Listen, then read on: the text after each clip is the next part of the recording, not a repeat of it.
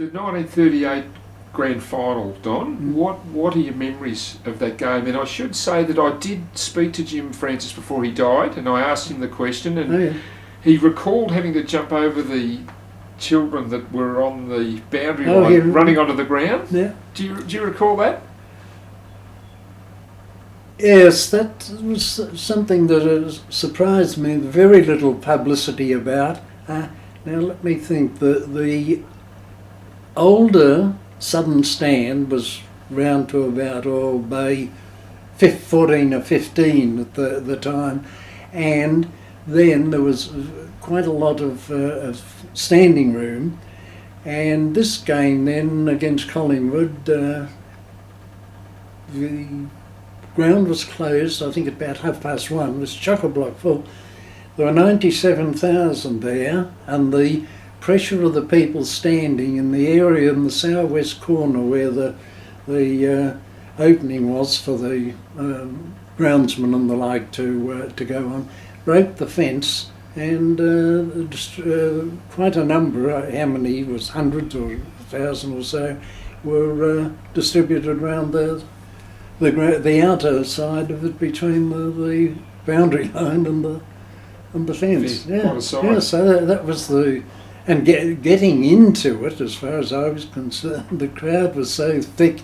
You got in through the members area there, and you just had a real... It's almost like playing a quarter or two before you even got to the dressing room to get in. It was so packed. It was a record crowd, I think, for its time. Oh yes, easily. Now, looking at the scores, Don, Carlton seemed to be in control of the game for most of that match. They were certainly in front for most of the game. How did the game pan out? Was that as you remembered it, that Carlton was in control for the most part? Actually, memory of the game itself was pretty dim in the main. I thought of that on a number of occasions, and the only impression I have, yes, that there wasn't anything close or exciting about it in the roundabout the 3-goal, 2 to 3 goal margin most of the time, and that's the way it was at the end. Yeah, It wasn't from recollection, wasn't a very high standard game at all. Jack Rowett kicked 4 goals in that game, and Jack Hale, I think, was adjudged best player for Carlton. Probably so, yes. I think he was. Thought this one over too. Was Jack in the centre on that occasion? I think he might have been. I think he was most of the time. Yeah. Yes. But a win over Collingwood's always a good win, even better when it's a grand final. Oh yes.